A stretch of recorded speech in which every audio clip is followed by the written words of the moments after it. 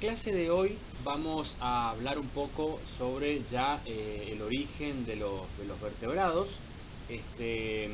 Recuerdan que en la clase anterior habíamos visto un poco algunas cuestiones vinculadas no tanto al origen de los vertebrados, sino más bien al origen de los cordados y más ampliamente al origen de los deuterostomados, que de acuerdo a la evidencia paleontológica se ubicaba durante el Cámbrico temprano o el Cámbrico medio, y que podía explicarse como parte de la gran explosión del Cámbrico temprano, que originó una enorme diversidad representada en diferentes filos. Bueno, vamos a hablar en esta clase vamos a hablar más bien de los vertebrados en sí mismos, del origen de los primeros vertebrados, algo de lo que ya habíamos hablado en la clase anterior. Fundamentalmente, como ustedes saben, los vertebrados constituyen claramente un grupo monofilético que incluyen a lo que muchos autores conocen como craneados, es decir, lampreas y mixines, y vertebrados. Nosotros aquí, por cuestiones organizativas, vamos a hablar únicamente de vertebrados. Si tuviéramos que caracterizar brevemente a los vertebrados, diríamos que las principales sinapomorfías que los diagnostican incluyen la presencia de órganos de los sentidos bien desarrollados, una serie de conexiones nerviosas asociados, las áreas olfatorias, ópticas y auditivas que conforman lo que podríamos denominar un verdadero cerebro, poseen al menos un par de canales semicirculares, y las aletas impares, como vamos a ver, están soportadas por radios.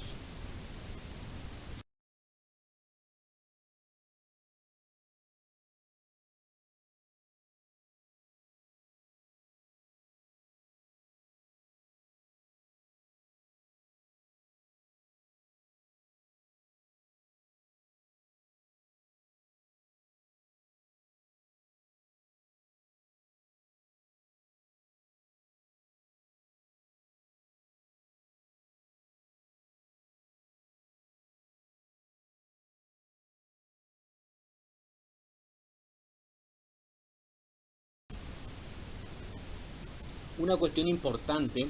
que habíamos visto someramente en la clase anterior, pero que aquí debemos profundizar, es la precaución que debemos tomar al tratar de interpretar filogenéticamente a los primeros cordados y a los primeros vertebrados. Recuerdan que habíamos visto que los afloramientos, sobre todo los de Barge Shale y los de Zhejiang, la provincia de Yunnan en China, estaban caracterizados básicamente por impresiones de organismos claramente bentónicos, y en la mayoría de las filogenias ustedes habían visto que había una controversia muy importante acerca de cuáles eran los primeros cordados y cuáles eran los primeros vertebrados.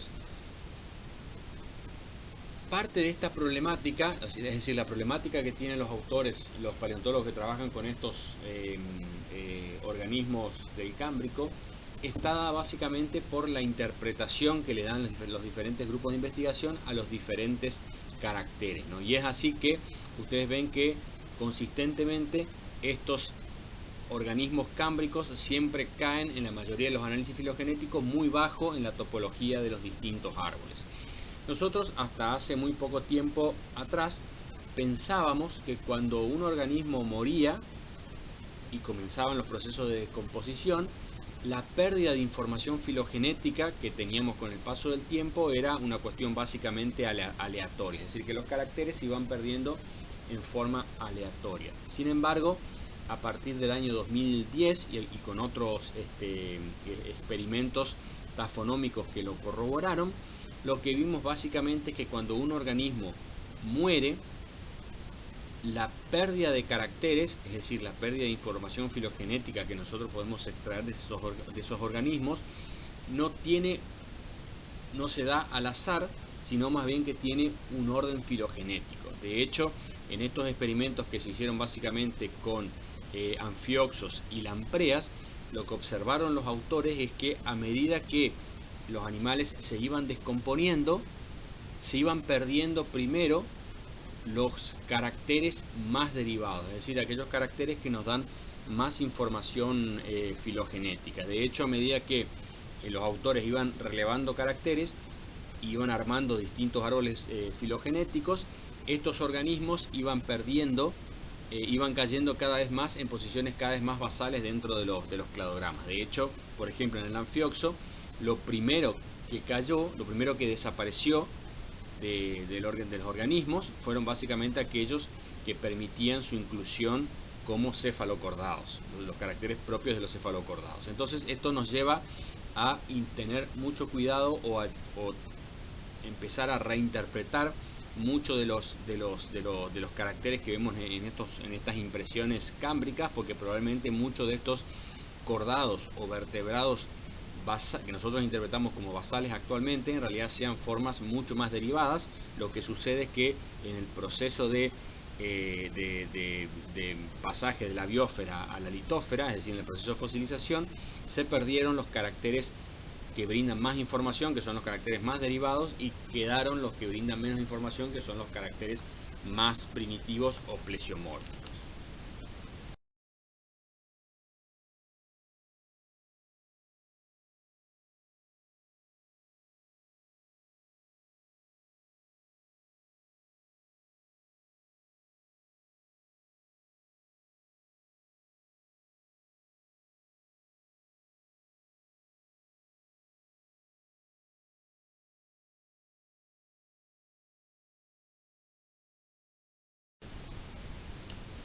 Bueno, como yo les decía, básicamente lo que vamos a ver en esta clase es la gran diversidad y la gran radiación que tuvieron los primeros vertebrados luego de la extinción cámbrica. Como ustedes saben, el cámbrico tardío marca un evento de extinción masiva por algunas cuestiones que todavía no conocemos, pero que probablemente estén más vinculados al azar. El grupo de cordados que origina los vertebrados, es decir, los vertebrados en sí mismos, logran sortear esta extinción del cámbrico, y luego, fundamentalmente a partir del ordovícico, pero más específicamente a partir del silúrico o el devónico, como pueden ver en esta diapositiva, comienza a generarse una gran radiación de los primeros vertebrados que se incluyen dentro de la clase parafilética, como ustedes saben, agnatos, que significa literalmente sin mandíbula. Probablemente esta gran radiación que nosotros vemos dentro de los agnatos, sobre todo como ustedes pueden ver en este gráfico, a partir del silúrico y el devónico, esté muy relacionado a la diversidad de formas marinas que estaban desarrollándose en muchos grupos de invertebrados, y que probablemente fue un factor de presión importante para estimular la evolución y cladogénesis en muchos grupos de vertebrados. Como vamos a ver en la clase, la mayor parte de estos primeros vertebrados que están incluidos dentro de la clase agnato desaparecen o se extinguen a fines del devónico. De hecho, muy pocos grupos superan la extinción devónica, y esto plantea un interrogante acerca de cuál puede haber sido la causa de que en el devónico tardío esta enorme diversidad de agnatos haya desaparecido, ¿no? Una de las posibilidades está vinculada a que, como vamos a ver más adelante, a finales del devónico se produce una extinción masiva, es decir, algunos autores no están de acuerdo si es un solo periodo de extinción o si son varios periodos de extinción casi sucesivos, y que pueden haber terminado con gran parte de la diversidad de agnatos que venía floreciendo hasta ese momento. Otros autores también observan una interesante correlación cronológica entre la desaparición de los primeros agnatos con la aparición de los primeros natostomados. Probablemente que la aparición de los primeros natostomados hayan competido por los mismos nichos ecológicos con estos agnatos, y que hayan desplazado ecológicamente a los agnatos, determinando la extinción de la mayor parte del grupo, ¿no? Pero esto es todavía motivo de controversia. Puede haber sido un fenómeno de extinción dado por cuestiones climático-ambientales, como se observó en el devónico tardío, que coincide con una extinción masiva, o que también la competencia con los natostomados que comienzan a aparecer y a radiar durante el devónico haya también sido un factor importante en la declinación de los agnatos.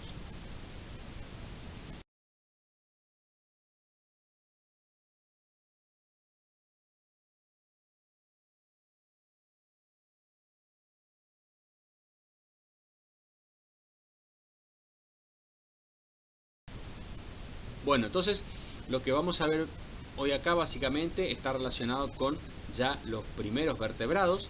Habíamos visto en la clase anterior que los yacimientos de Barge Shale en la Columbia Británica, en Canadá, pero sobre todo los que están en China, en la provincia de Yunnan, en el centro sur de China, en Zhejiang,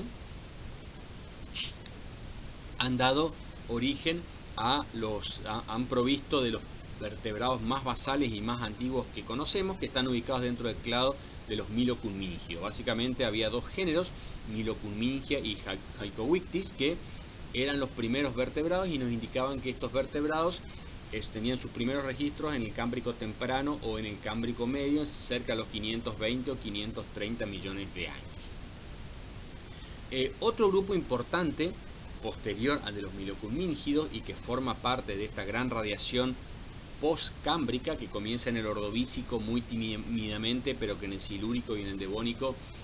tiene su acmé, es decir, su mayor desarrollo, es el de los ostracodermos. Los ostracodermos fue un grupo muy exitoso. De hecho, la mayor parte de los linajes que vimos en la diapositiva anterior son ostracodermos, pero son formas exclusivamente fósiles, porque en el Devónico medio o en el Devónico tardío todos los ostracodermos, absolutamente todos los registros fósiles de ostracodermos desaparecen. Ninguno supera el Devónico tardío, y es aquí donde se plantea lo que yo les comentaba en la diapositiva anterior, esta disyuntiva de si la desaparición de los ostracodermos está vinculado a una extinción masiva que se da a fines del Devónico, o si también la aparición de los primeros natostomados, como vamos a ver en clases subsiguientes, fue un factor de presión importante para hacer declinar a todos los grupos de ostracodermos. Y luego también vienen dos grupos con un biocrón y un éxito evolutivo importante. Uno de ellos es el de los ciclóstomos, que incluye lampreas y mixines, como ustedes saben, que también tienen un registro bastante importante. De hecho, los ciclóstomos más antiguos provienen del Devónico y, como ustedes saben, llegan hasta la actualidad. Si bien son un grupo muy exitoso, porque uno puede ver que poseen un biocrón de más de 350 millones de años, lo que los transforma en uno de los grupos de vertebrados con la distribución temporal más extensa, nunca tuvieron una gran diversificación, nunca tuvieron grandes radiaciones. Y aparte de esto, morfológicamente los ciclóstomos siempre fueron formas muy conservadoras, porque, como vamos a ver, los ciclóstomos del Devónico, del Carbonífero, son morfológicamente muy parecidos a las lampreas y los mixines actuales. De hecho, fue un modelo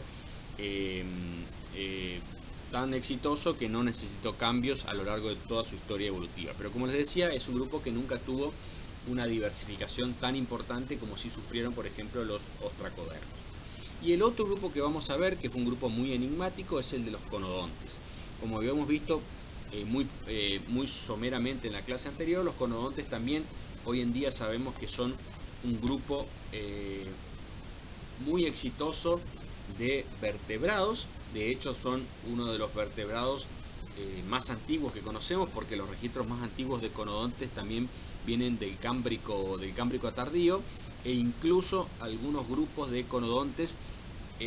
superan la extinción permotriásica. La extinción es la extinción masiva más devastadora de la que tengamos recuerdo,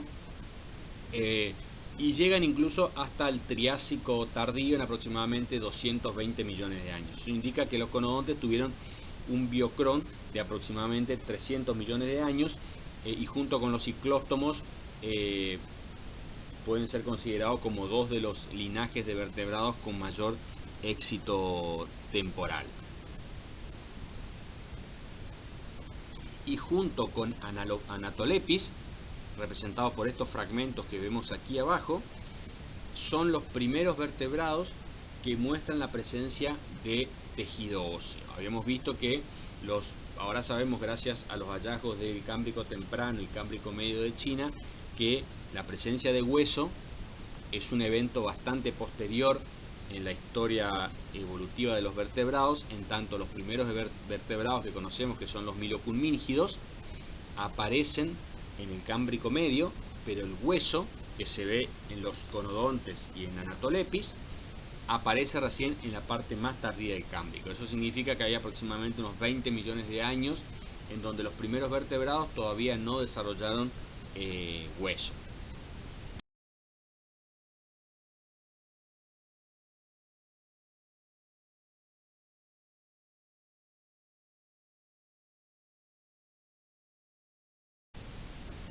Bueno, y una cuestión que habíamos visto en la clase anterior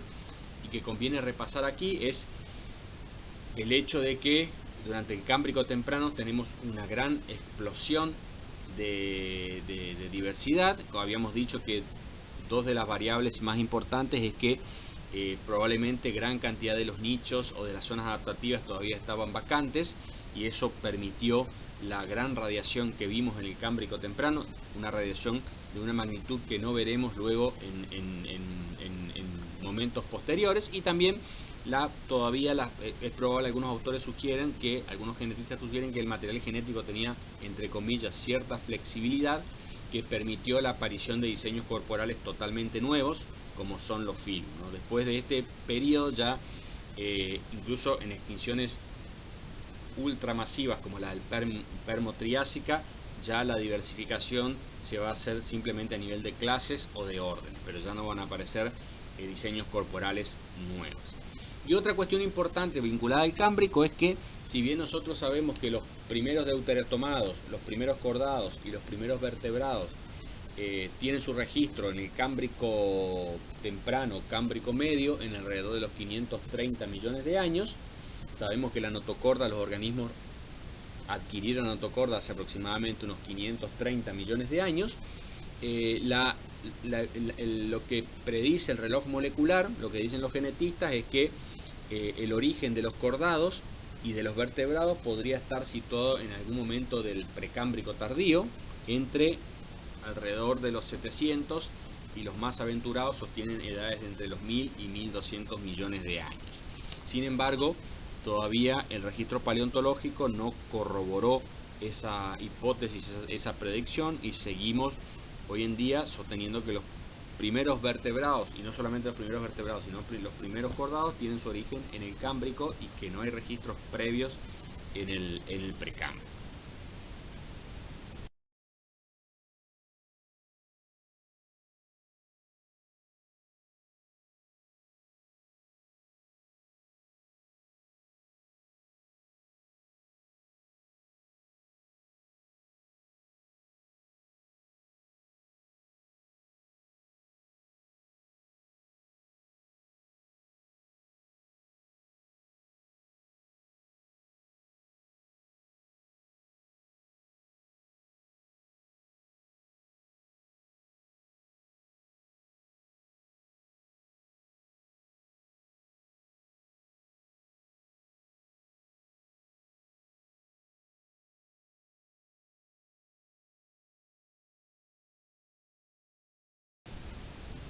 Bueno, para repasar someramente, habíamos visto que los primeros,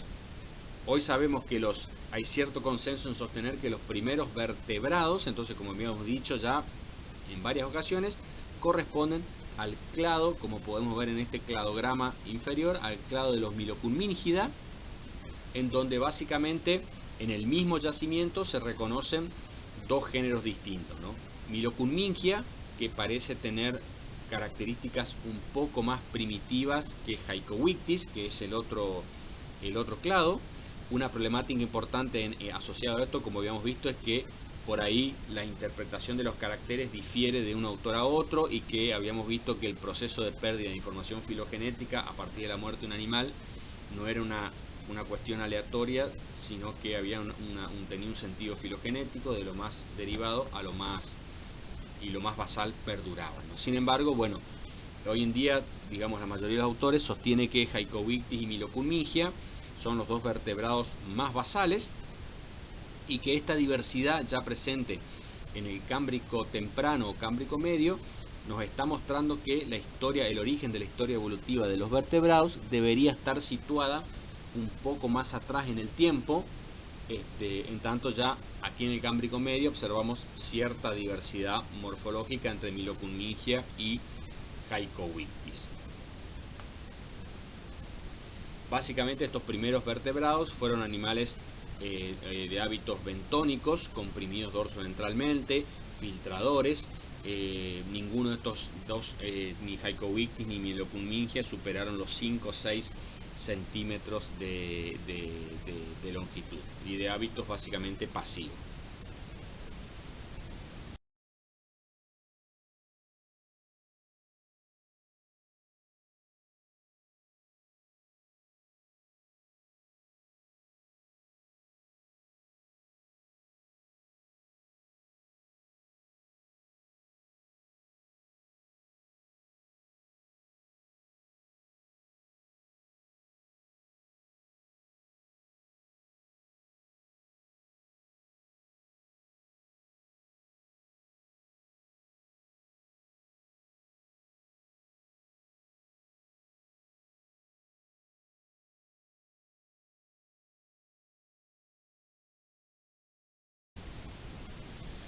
Bueno,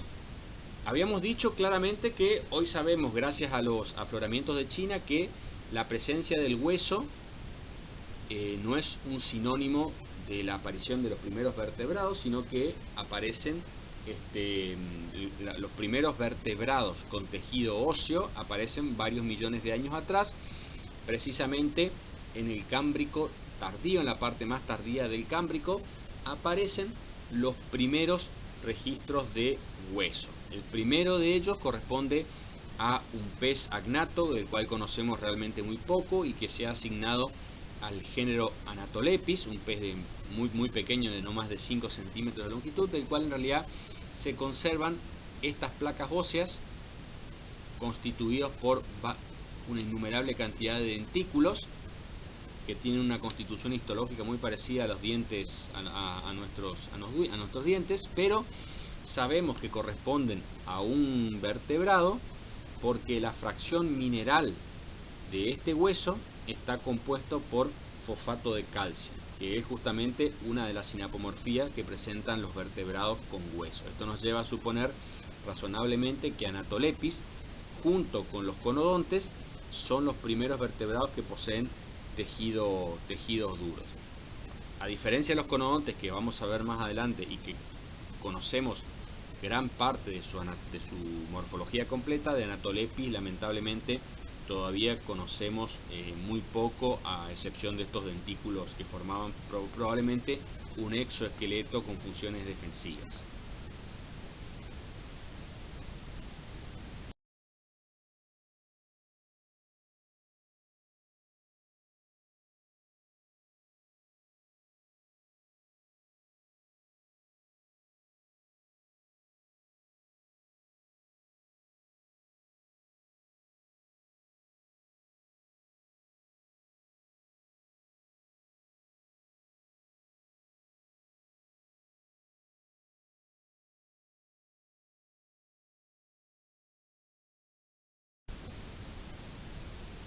Entonces, como decíamos, resulta claro, gracias a los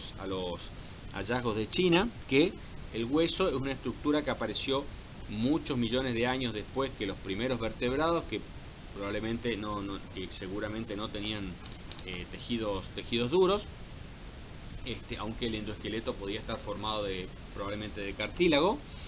y que los dos grupos de vertebrados que presentan tejido duro son los conodontes y Anatolepis, del cual habíamos hecho mención en la diapositiva anterior. Desde un punto de vista adaptativo, la función de sostén que cumplen los huesos actuales, los huesos en los actuales vertebrados, es claramente un carácter exaptado, y es muy probable que la función primaria del hueso, la que haya cumplido en estos primeros agnatos, haya sido la de actuar como un reservorio, ha sido la de un reservorio de calcio y fósforo, en tanto en los medios marinos la concentración de estos elementos es mucho mayor a la que está presente en el interior de los organismos, de tal modo que por ósmosis hay una tendencia a que estos elementos pasen a los organismos. Aquí tenemos, estos organismos podrían haber solucionado este problema de dos formas, ¿no? Una de ellas es excretarlos a través de los riñones, o acumularlos y darles alguna función. Probablemente la primera función que haya tenido en realidad la presencia de fosfato y de calcio en el organismo haya sido la de actuar como un reservorio energético cuando el animal debía hacer, por ejemplo, movimientos repentinos. Después, esta acumulación de fosfato cálcico podría haberse ido a la superficie de los organismos formando estos exoesqueletos que, como vamos a ver, caracterizan a prácticamente todos los ostracodermos. Vamos a ver que estos exoesqueletos eran placas óseas que cubrían generalmente la parte anterior del cuerpo del animal y que en un primer momento muchos autores supusieron o infirieron que podían tratarse de estructuras defensivas, pero que también hoy en día otra posibilidad que planteamos es que en realidad, como estos animales tenían un endoesqueleto tan débil, posiblemente haya servido también para soportar los órganos internos. Ambas funciones podrían haber sido complementarias en los primeros peces óseos, los ostracodermos que conocemos.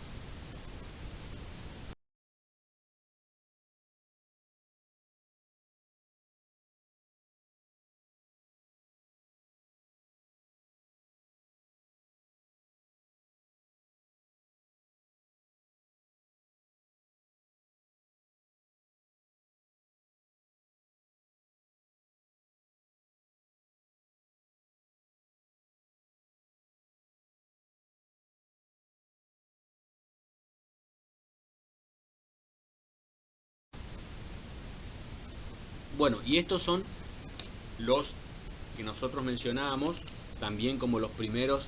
junto con Anatolepis, los primeros agnatos que poseen tejido duro, que son los conodontes. Los conodontes tienen una historia bastante particular, dado que el término de conodontes hace referencia a las placas dentarias. Acá vemos varias morfologías de placas dentarias que son muy comunes en los registros fósiles que van desde el Cámbrico tardío al Triásico y que presentan una morfología casi infinita. Como no se había encontrado el organismo entero,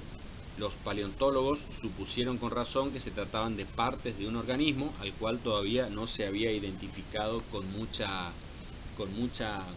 precisión, e incluso durante mucho tiempo fueron clasificados dentro de distintos grupos de animales e invertebrados, incluyendo invertebrados, e incluso también algunos los interpretaron como restos de plantas. Sin embargo, en 1983 en Edimburgo apareció un conodonte casi completo, que es esta impresión negra que vemos arriba,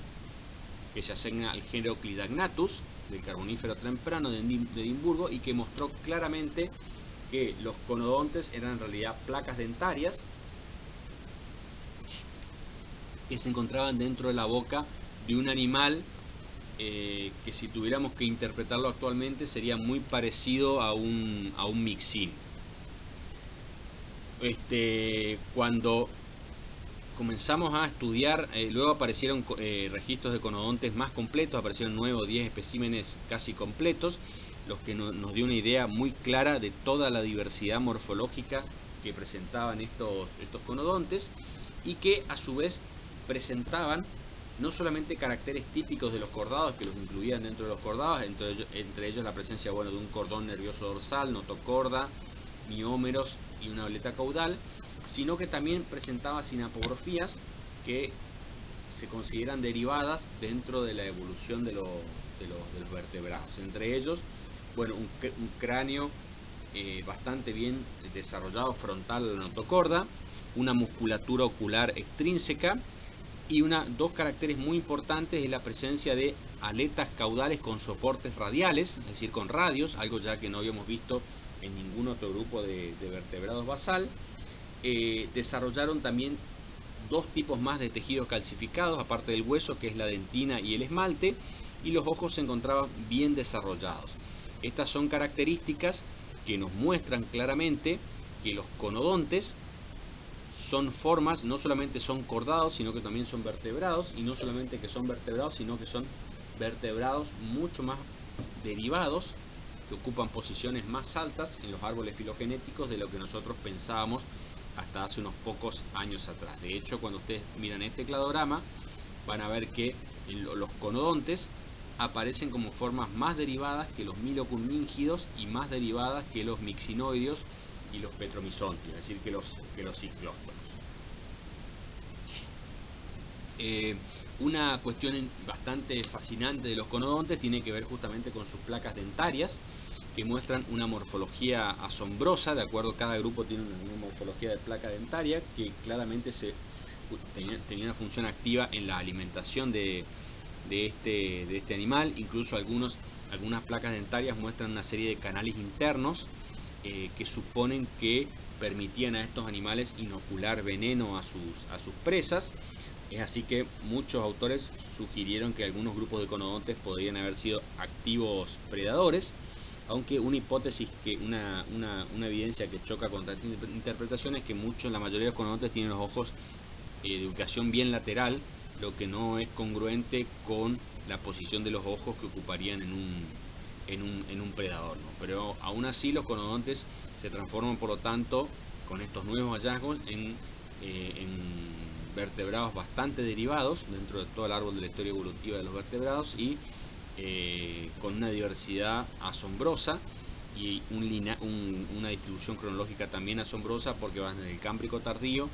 hasta el Triásico tardío, más de 300 millones de años de evolución, y junto con Anatolepis son los primeros vertebrados que presentan no solamente huesos, sino también dos tejidos más calcificados, que son dentina y esmalte, y son esta evidencia lo que los ubica por arriba o como más derivados que los ciclóstonos.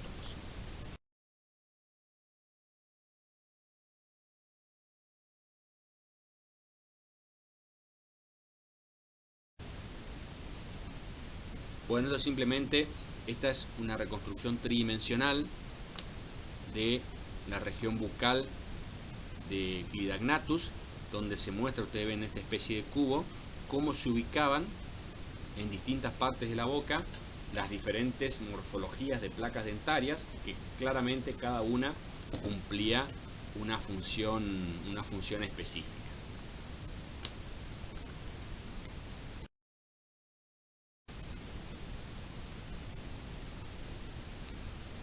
Este es un detalle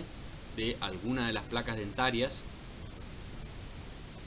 que constituyen los conodontes, que le dan nombre al grupo, y que claramente nos indican que estos animales tenían una alimentación bastante activa, y que incluso algunos de ellos podían ser activos predadores. Si uno tuviera que tratar de imaginar un animal en la actualidad para darse una idea del aspecto que tiene un conodonte, podemos, tal vez el grupo de vertebrados vivientes que más se le asemeja a los conodontes sea el de los mixines. Bueno, y como decíamos, básicamente entonces, junto con los conodontes, aparece también Anatolepis, en el Cámbrico tardío de Estados Unidos y de Groenlandia, del cual conocemos muy poco, pero seguramente era un pez acorazado de no más de 5 o 6 centímetros de longitud, y que sabemos que, al igual que los conodontes, tenía fosfato cálcico como la fracción inorgánica de los tejidos duros, lo que nos muestra claramente que también es un vertebrado.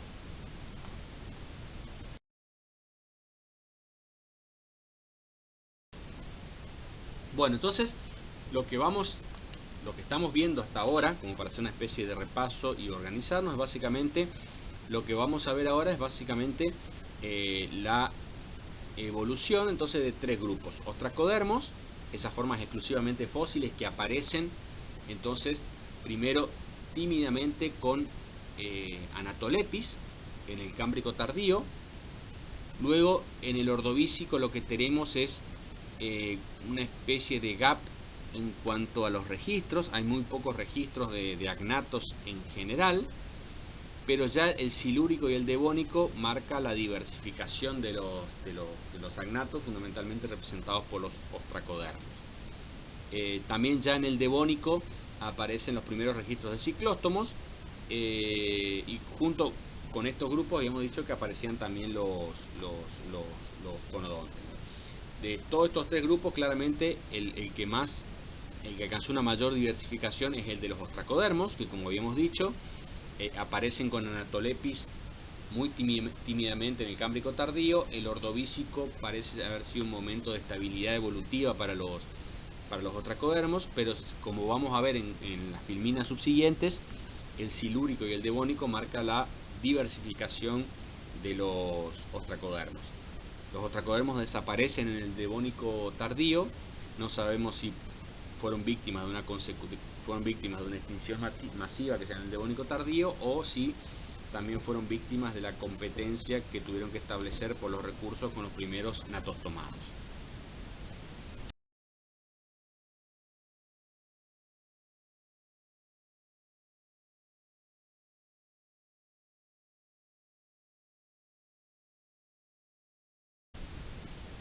Bueno, lo que habíamos dicho, vamos a hablar primero de estos tres grupos. Ya hablamos algo de los conodontes y ahora vamos a hablar algo de las formas que tienen representantes actuales dentro de los agnatos, que son las lampreas y mixines, que tradicionalmente fueron incluidas dentro del grupo de los ciclóstomos como un grupo monofilético, pero hoy en día algunos autores ponen en duda esta monofilia. De lo que sí estamos seguros es que lampreas y mixines, sean o no un grupo monofilético, ocupan una posición muy baja dentro del árbol evolutivo de los vertebrados.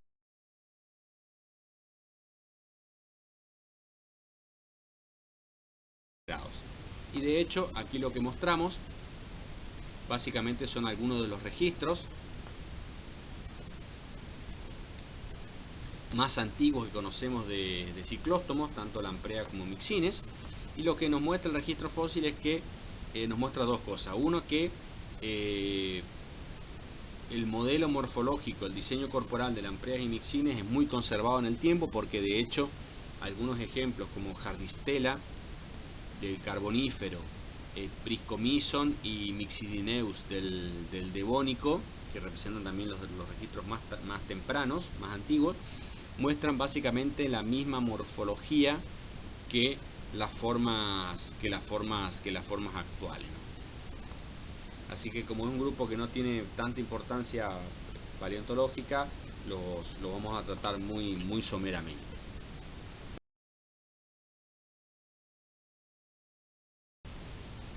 Bueno,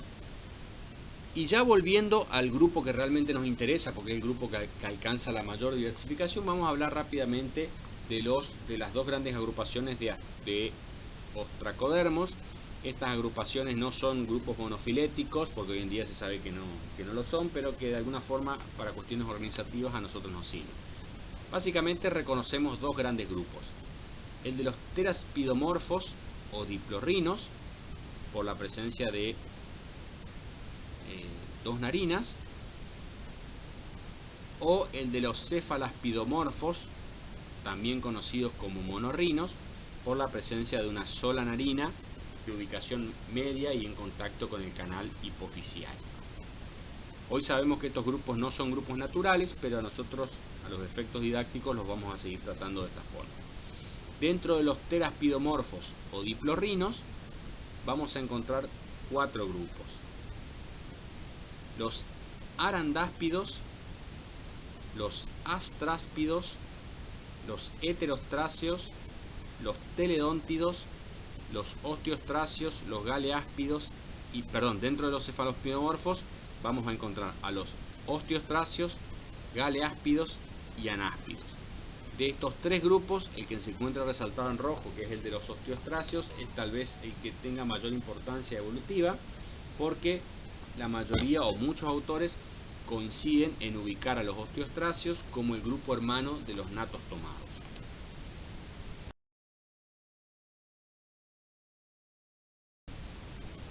Bueno, este cladograma simplemente muestra un poco la condición de polifiléticos de los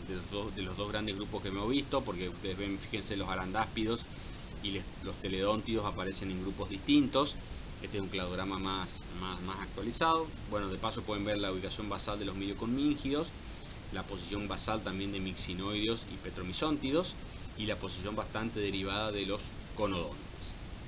En la actualidad sabemos que el grupo de los astráspidos, arandáspidos y heterostráceos se ubican dentro del clado de los teraspidomorfos que vamos a ver más adelante.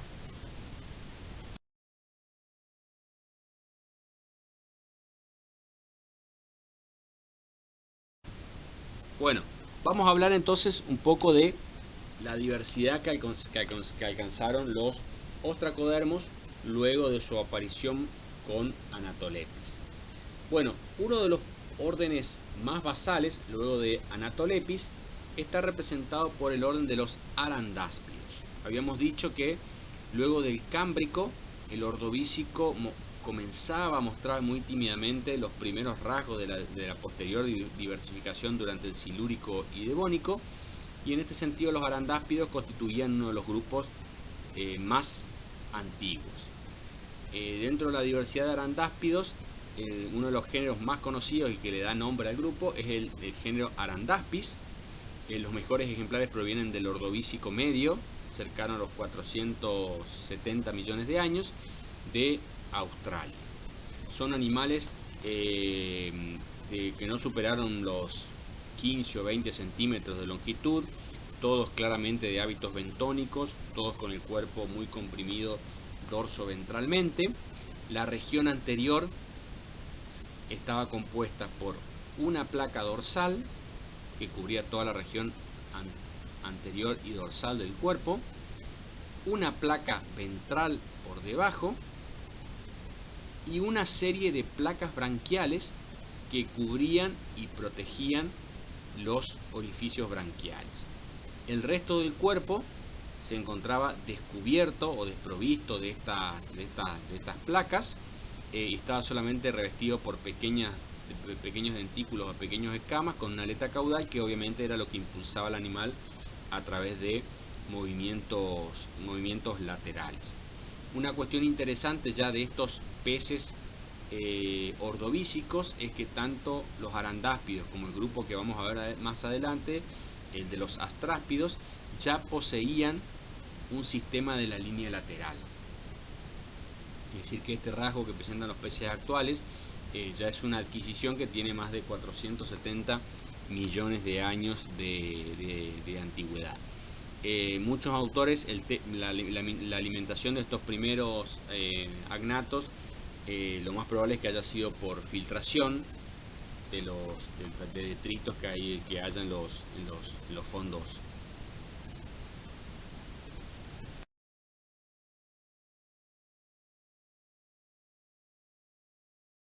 Otro grupo muy vinculado al de los arandáspidos es el de los astráspidos.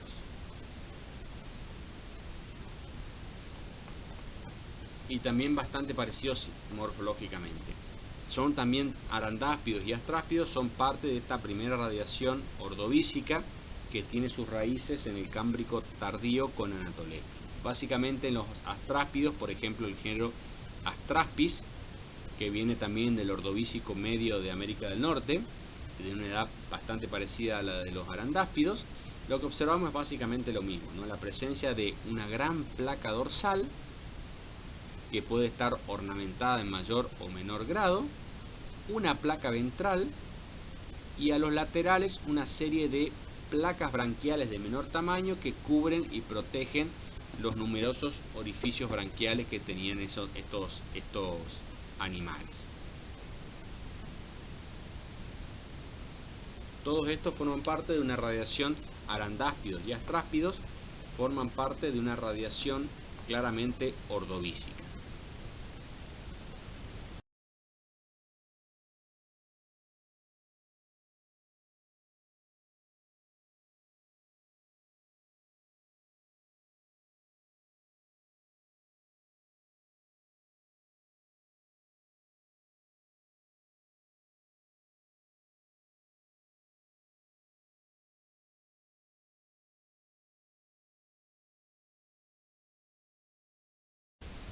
Otro astráspido del cual tenemos buenos registros en Sudamérica y más precisamente en Argentina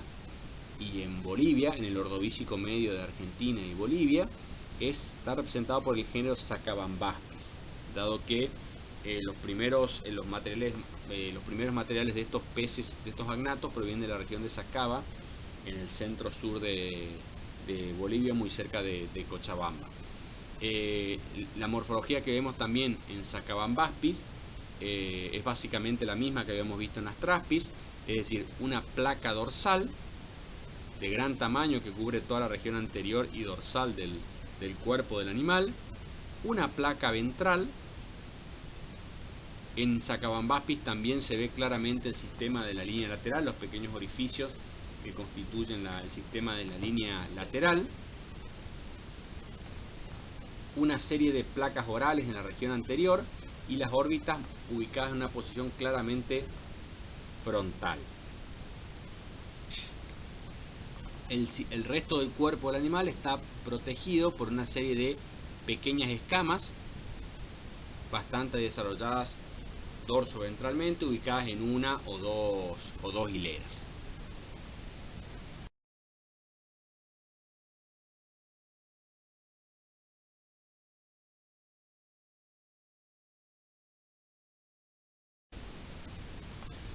Bueno, otro grupo que ya representa una radiación un poco más posterior a la de los arandáspidos y astráspidos está representado por los heterostráceos. Los heterostráceos, o heterostraci en latín, es un grupo que tuvo una enorme diversificación, especialmente en el silúrico y en el devónico, con más de 300 especies reconocidas y una diversidad morfológica bastante impresionante. Una de las principales características, a diferencia de los arandáspidos y astráspidos que tenían varios orificios branquiales, es que los heterostráceos poseen como principal carácter la presencia de un solo orificio branquial. Básicamente, la morfología típica de un heterostráceo está dada por la presencia de una placa o un escudo dorsal, un escudo ventral, una sola placa branquial que protege y cubre a la única abertura branquial que tienen todos los heterostráceos.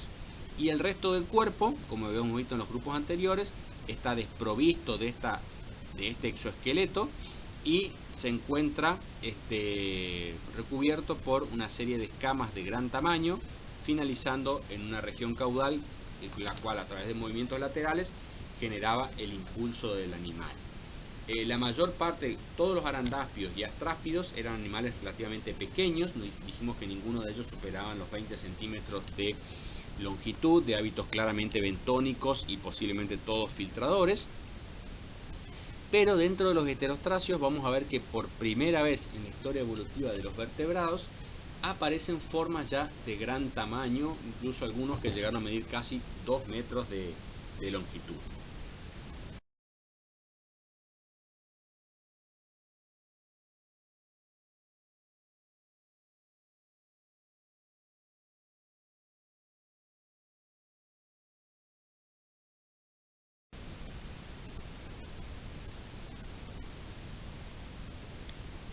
Bueno, esta diapositiva es para mencionar también que otra de las sinapomorfías de los heterostráceos es la presencia de una sustancia dentro del hueso que se denomina aspidina, y que hoy sabemos que también es una sinapomorfía de los heterostráceos.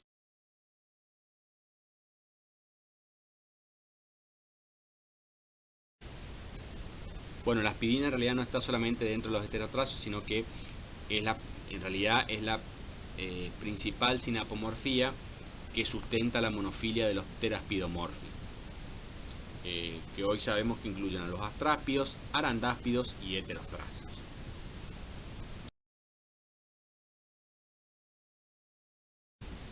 Bueno, vamos a ver algunos de los principales grupos de heterostráceos que de alguna manera muestran la diversidad taxonómica y morfológica que alcanzaron estos animales. Entre los principales caracteres, como habíamos dicho, bueno, está presente,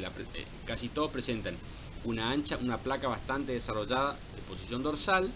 que podía estar o no ornamentada, y a su vez ornamentada en diversos grados. un escudo ventral o una placa ventral. Generalmente casi todos poseen una placa lateral, aunque algunos grupos poseen más de una placa lateral, aunque tienen un solo orificio exhalante o branquial. Y las placas óseas están compuestas, como he dicho, por una sustancia particular que es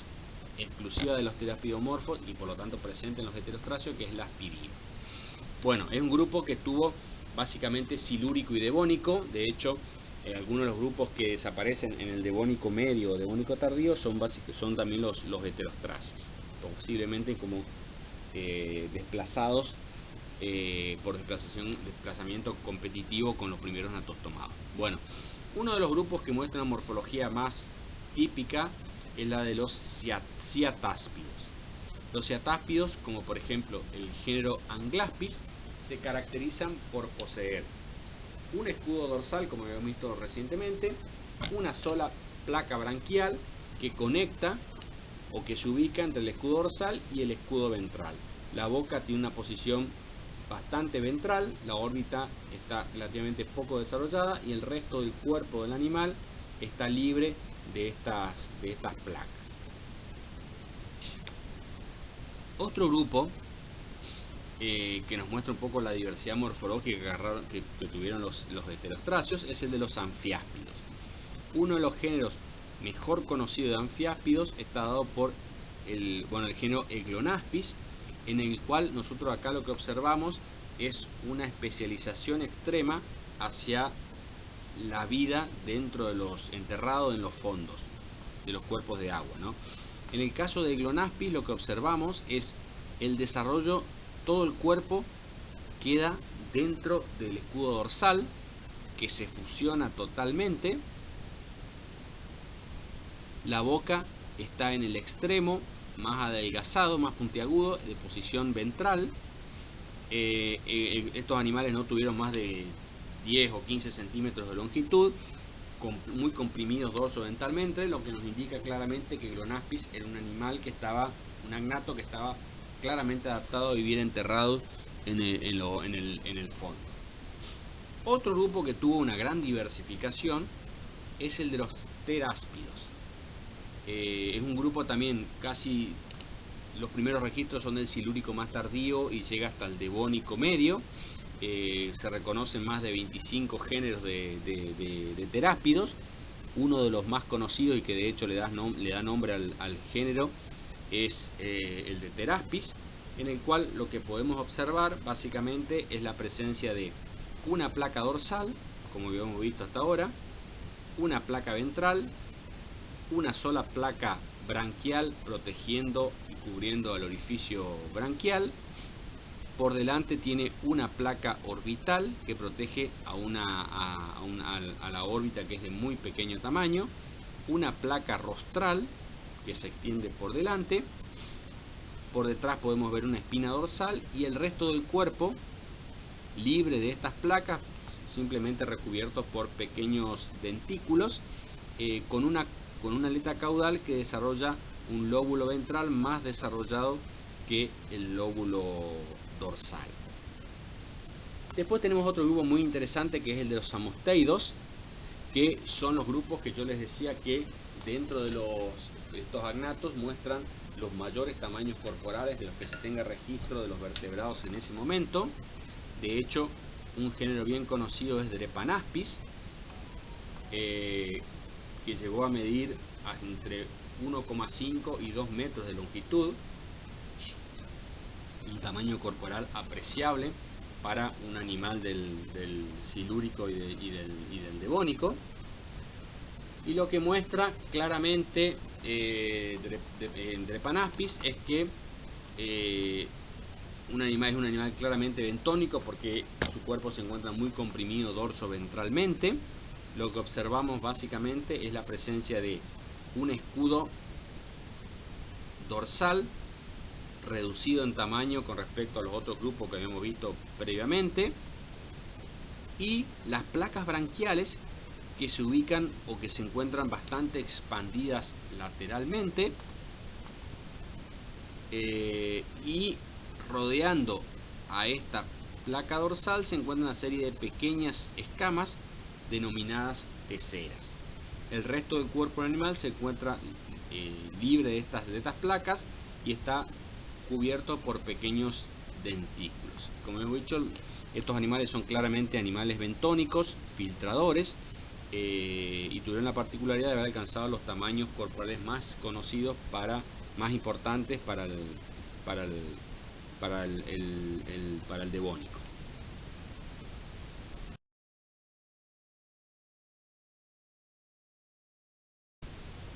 Bueno, después vienen otros grupos dentro de lo que habíamos visto nosotros como informalmente como diplorrinos, que es el de los telodóntidos. Los telodóntidos, a diferencia de los grupos que habíamos visto, de los grupos de pterostracios que habíamos visto previamente, son peces que desarrollaron tamaños relativamente chicos y son los primeros que no muestran ningún tipo de armaduras. Uno de los géneros más conocidos es el género Phlebopis. Es un animal de no más de 7 u 8 centímetros de longitud, una talla bastante modesta, que está completamente cubierto por estas escamas romboidales que tienen esta particular morfología, y que histológicamente son muy parecidas, tienen la constitución histológica muy parecida a la de un diente, donde se encuentra una base con una cavidad pulpar. En el registro paleontológico prácticamente no se conocen ejemplares completos de Phlebopis, aunque sí son muy comunes los dentículos que cubrían completamente el cuerpo de Phlebopis, y toda la taxonomía de este grupo está basada en las diferentes morfologías de estas escamas. El hecho de que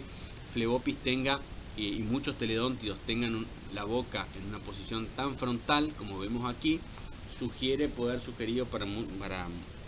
muchos investigadores que estos animales podrían haber sido activos filtradores, como sucede por ejemplo en el tiburón ballena, que como es un filtrador muy activo tiene la boca en una posición muy frontal. Y después también, bueno, los teledóntidos fue un grupo también casi exclusivamente silúrico y devónico. Y después está el otro grupo que hemos visto denominados informalmente como el de los monorrinos, en donde encontramos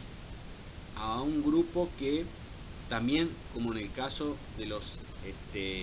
en los casos anteriores, desarrolló una diversidad bastante notable, que son los osteostracios. Los osteostracios, al igual que los teledóntidos y algunos otros grupos, es un clado exclusivamente silúrico, del silúrico superior y del devónico inferior, que en ese lapso desarrolló una diversidad apreciable porque se han reconocido más de 300 especies, y que muestran una notable diversidad morfológica, sobre todo a nivel de los escudos cefálicos. De hecho, como podemos ver en esta imagen de aquí abajo, hay escudos que desarrollan incluso una serie de placas cornuales, placas laterales, y que posiblemente hayan servido a la función que hayan tenido estas expansiones laterales de los escudos cefálicos, es la de estabilizar o ayudar a estabilizar a los animales durante la locomoción, durante el movimiento. Bueno, pero la importancia fundamental que tienen estos osteostracios es que son los primeros agnatos que poseen aletas pares de ubicación postbranquial, y a esto hay que sumarle el desarrollo de una aleta caudal de tipo epicerca, y que son los dos principales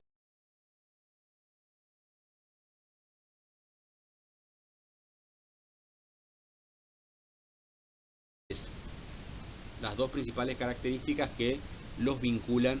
a los natostomados. Pero volviendo un poco a la diversidad que habíamos visto,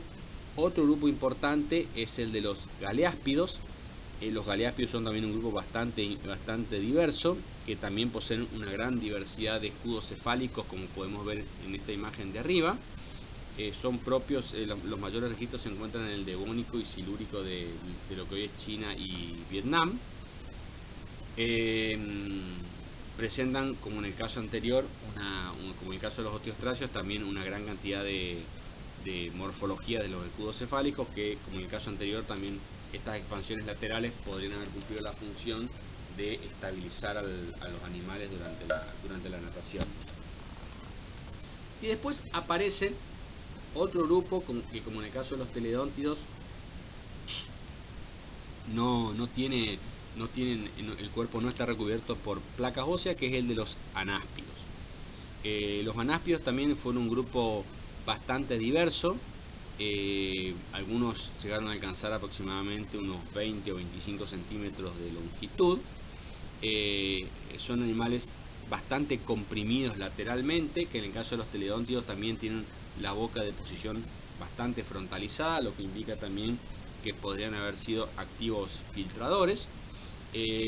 Presentan básicamente, una espina asociada a la aleta anal, una serie de hendiduras branquiales, y el cuerpo está cubierto por varias hileras de escamas muy extendidas dorso-ventralmente. Y también es un grupo, como el género más típico de Pharyngolepis, un grupo exclusivamente silúrico y devónico.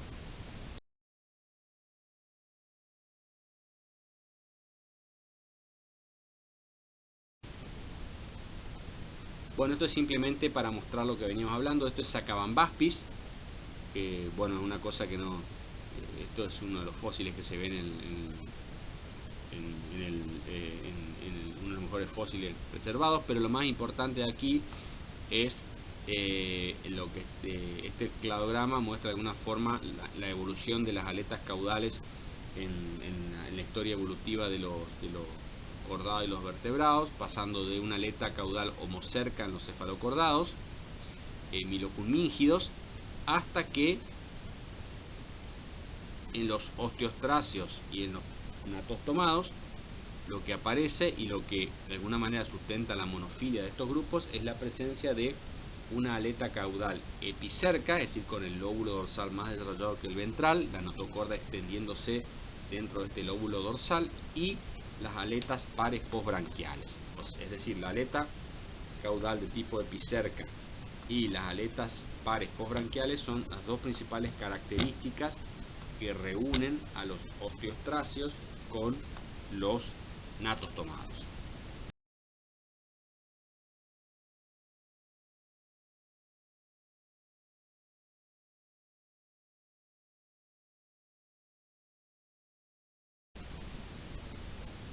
Esto es un poco lo mismo, es una filogenia en donde, como ustedes pueden ver, siempre los miloculmíngidos aparecen como el grupo más basal entre los vertebrados. Los conodontes pueden ver como una especie de un grupo bastante derivado, y los osteostracios como el grupo más vinculado al de los placodermos.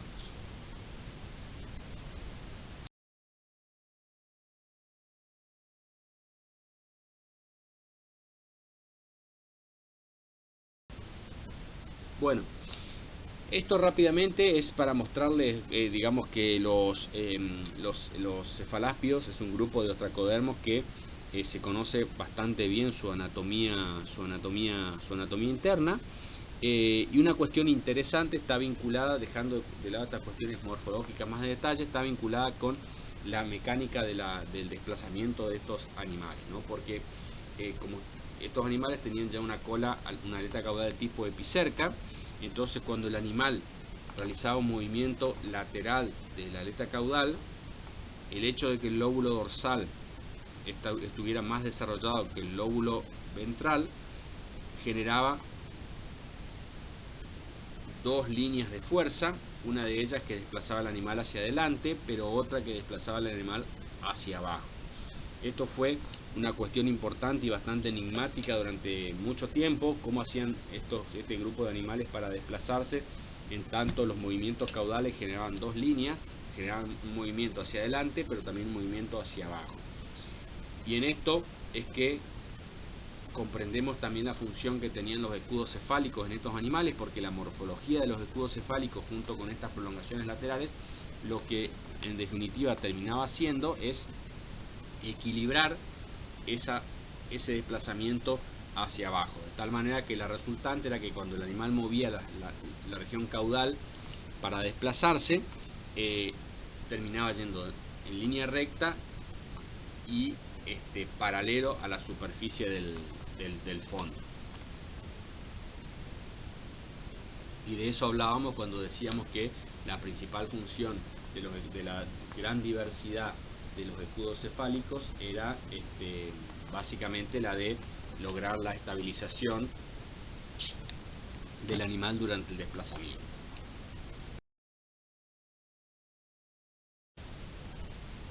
Bueno, esto es simplemente un cladograma bastante antiguo, de la década de 1980, en donde simplemente lo que mostramos acá es que todavía no aparecían los milopulmíngidos, y bueno, ya los osteostracios aparecían para muchos autores, por ejemplo para Jambier, que fue un francés que trabajó mucho tiempo que trabaja con agnatos. Los osteostracios eran el grupo hermano de los natostomados.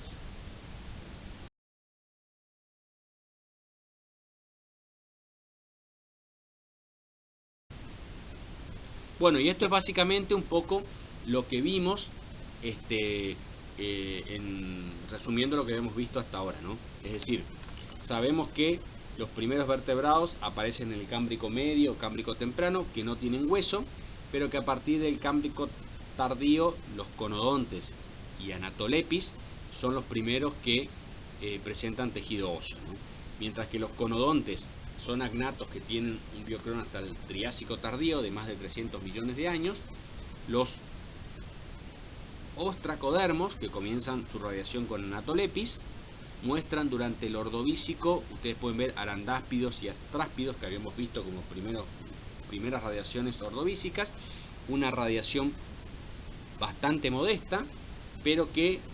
repentinamente durante el Silúrico y el Devónico radian en una enorme diversidad de formas, y lo que cabría esperar es que la evolución de este grupo superara al Devónico.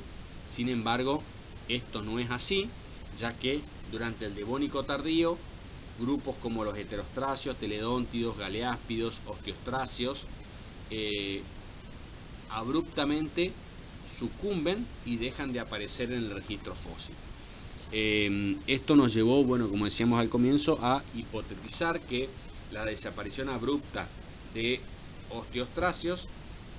pudo haber sido consecuencia de la extinción masiva que vimos o que se observa a finales del Devónico, o que también, en forma complementaria, la aparición de los primeros natostomados, que vamos a ver en clases subsiguientes, haya jugado un papel preponderante, que los primeros natostomados hayan competido activamente con estos ostracodermos por los mismos recursos, y que haya habido un desplazamiento competitivo de los agnatos que haya terminado generando la desaparición de este notable grupo de peces agnatos acorazados.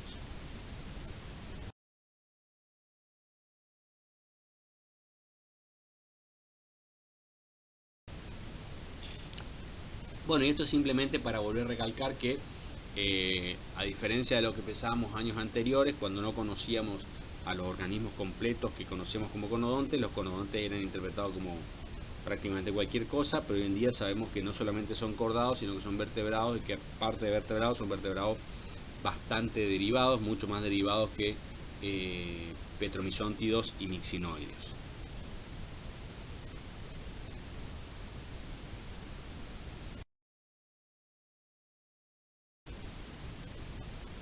Esto es más o menos, bueno, esto es una foto, un par de fotos de Clidagnatus, donde se puede ver el aspecto de estos animales, incluso la región frontal bien desarrollada. Clidagnatus viene del Carbonífero tardío, de Edimburgo, y fue lo que permitió, como decíamos, dilucidar a qué organismos pertenecían las placas dentarias que se conocen como conodontes, y supimos bastante más de la anatomía de este grupo.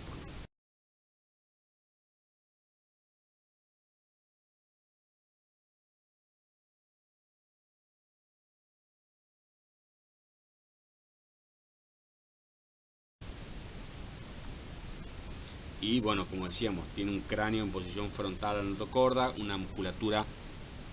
asociada a los ojos muy especializadas. La aleta caudal está soportada por radios, y presentan, además de hueso, presentan dos tipos más de tejido calcificado, que es la dentina y el esmalte, lo cual son caracteres que claramente nos muestran que los conodontes son un grupo más derivado que los ciclóstomos. Bueno, estas dos diapositivas las vamos a ver en clases